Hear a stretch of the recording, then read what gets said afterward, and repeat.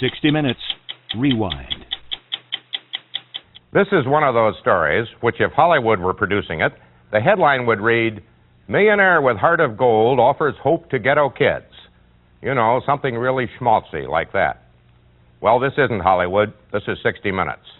And our headline is, "Millionaire with Heart of Gold offers hope to ghetto kids."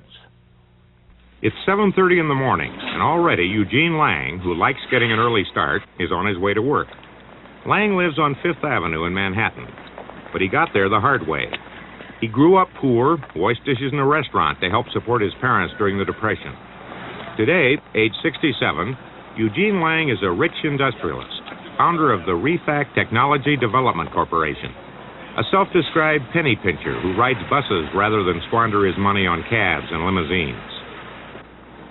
Less than 2 miles from where Lang lives, Janet DeJesus lives in the projects. In a city the size of New York, it's unlikely that Lang and Janet would ever have met. Nor would Lang have crossed paths with Ski Bing, who lives with his mother and 2 brothers in Harlem. Yet several years ago, Eugene Lang did something that brought him into contact with Ski Bing, Janet DeJesus, and a lot of other inner city kids. Something that changed their lives and his. Well, I was seated in a chair right over there. The podium was here, right center stage. And there, all arrayed in front of me, were all of these bright, young, shining faces in blue caps and gowns. The year was 1981. Eugene Lang was about to give the commencement address to the 6th grade class here at PS 121 in Harlem. A half-century before, Lang himself had gone to this school, gone on to graduate from college and become a self-made multimillionaire. I was really frantically groping around in my mind. What am I going to say? What am I going to say? How am I going to make these kids look at me? What he was about to say to the 61 graduates was the same old stuff. Stay in school, work hard, you too can become rich and successful. And I suddenly realized that anything I had to say that was ordinary, conventional, would be completely out of place, would be completely meaningless. He found himself increasingly uncomfortable with the speech as he'd prepared it, and Gene Lang decided to put his money where his mouth was. I said to them that I will give each one of you $500 that will be applied against your tuition at college for each of the 4 years that you will attend. But more than that, each year between now and the time you're ready for college, and that will be 6 years, I will increase that tuition commitment so that by the time you are ready for college and are accepted, there will be sufficient funds, a sufficient commitment for your tuition so that you will be able to attend. It was like, you know, a dream come true. No worries in the world towards education. Who was this person coming out of nowhere, ripping up his speech and giving us, just throwing us money at us? And I thought he was joking. The atmosphere seemed completely electric. There literally was a gasp in the audience, literally a gasp. And as I stood there and heard that gasp, I thought to myself, well, today I am a man. You know, I really felt so good because I felt that I had come out and they were there and we had met and that we were together. I was completely asleep. I was asleep and dead to the world, okay? And then this guy back here woke me up after what Mr. Lang said. Leave it on me. and then after the graduation, we went to the principal's office where Mr. Lang was, and we spoke to him to see what was really going on. And then when he explained it to us, what he was going to do and what his purpose was, it was like a complete surprise. It was the stuff of fiction. A total stranger, rich, white, and older man, appearing out of nowhere and offering to pay the college tuitions of 61 black, Hispanic, poor kids. Some people just know how to make friends. This was film taken at that 6th grade graduation in 1981. Today, the kids are almost college age. They're juniors in high school. And Lang is getting ready to pay up. How much money do you have? I really can't answer that because a lot of that depends on which way the market fluctuates. But I really don't spend my time thinking about that. All I can say is I have enough to support any commitment that I make. But the commitment, for instance, this commitment would not have bankrupted you. Oh, not at all. And you've given a lot of money in other ways to education. Well, I've given to education in various forms over the last 15 years, probably at least $15 million. At one point in his life, Eugene Lang considered becoming a social worker. But in college, he discovered an affinity for making money, and later, for giving it away. Well, I don't believe in inheritance. Your family agree with you? Absolutely, absolutely. We spend hours talking about the things that we think should be done. And in our giving, we give significantly because I believe that's the only way to give. But apart from money, significant giving also means personal involvement. Personal involvement was to become key to fulfilling Lang's promise, to which he gave a name, the I Have a Dream program. Lang quickly realized that putting up the money was easy. Now he had to find ways to make the program work. He had to keep his gang in school, get them all thinking about college, expand their expectations, build their self-esteem. Lang got in touch with the Youth Action Program Center in East Harlem and hired Johnny Rivera, a counselor at the center, to keep in constant touch with the kids and their parents. Are you coming over tomorrow for not tomorrow, but on Tuesday for the writing workshop?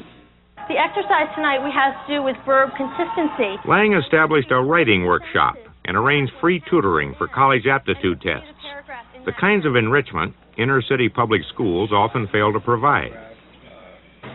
Mainly what this program has done for me is more or less motivated me to see how important college is and see how important education is. I mean, it's not going to just like end your life if you go to college. It's like, oh God, I'm going to college, I'm going to die. So the best thing to do is go to college, get an education, and then you work your way up from there. That's what Mr. Lang did.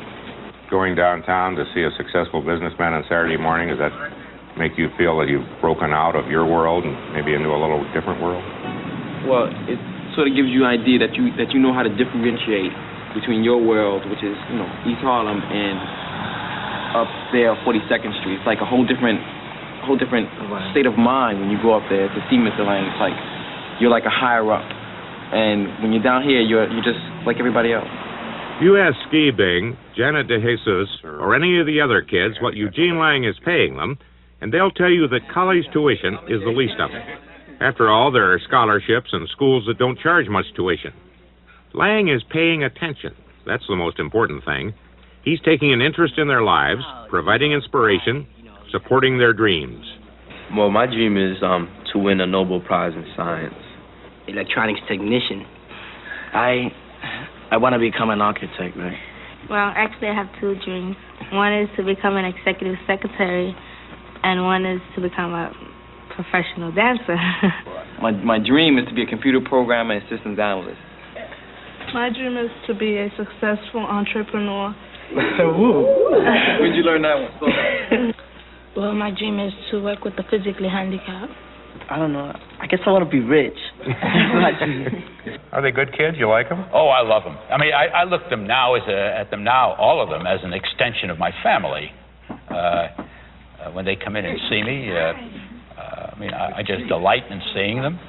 I guess I talk to them in a way that were they actually my blood children, except probably they listen to me a little bit more carefully. Now, wait a minute now. Why not? Why shouldn't you read poems the rest of your life? I don't mean you're not going to make a living reading poems. I mean, I can understand reading it once in a while, maybe. See, I can't even think of a reason to read a poem. Just for enjoyment. Has Lang gotten results? Well, of the 61 kids in the class that he adopted, 11 have left New York. Of the 50 remaining, one wound up in jail. 3 others are having problems and may not graduate from high school. All the rest, Lang says, are doing well enough to qualify for college. And that's very good, considering the high dropout rate for kids in the inner city. This is Bushwick High in Brooklyn, a fairly typical inner-city high school, a school completely untouched by Gene Lang's philanthropy or anyone else's. You know dropouts? I bet everybody in this room knows some dropouts. Victor Herbert is a former high school principal in New York City who's leading a drive by public school officials aimed at preventing students from dropping out. Dr. Herbert says that if statistics are a guide, nearly half of these ninth graders at Bushwick won't finish high school. Take a second to think why, and then tell us. Why do people drop out? Sometimes there's people that, that have kids and they can't come to school to attend their kids, Because nowadays, young people have kids, Being lazy. They just don't want to get up in the morning and go out to school. Some of them have problems in their home that they can't handle with. They can't deal with the problems, and so they figure that if home isn't someplace for me to be, why should I be in school? Because I know a lot of people, when I used to live in the Bronx, they're like 14 or 15 years old, and they sell drugs. They used to sell drugs in the hallways. They didn't go to school, and their families, some of them, they go to jail because of that. Because I got a friend that he went to jail because they caught him selling drugs. Do you think that someone like Mr. Lang doing something like that would help keep you in school? Yes, like if someone like Mr. Lang is there to talk to you, you feel like quitting. If he's there to talk to you, assure you, then it'll be a better chance of you not dropping out. I agree with her because if we knew that we had someone there for us, whenever we had problems, it would be easier for us. I would welcome a Eugene Lang in every school I deal with, and there are moments when I think that we almost need a Eugene Lang for each student in the system. You think back to where education began, and Socrates gathered around himself 3 or 4 young men and gave them everything he had. Maybe we have to get back to that in some way.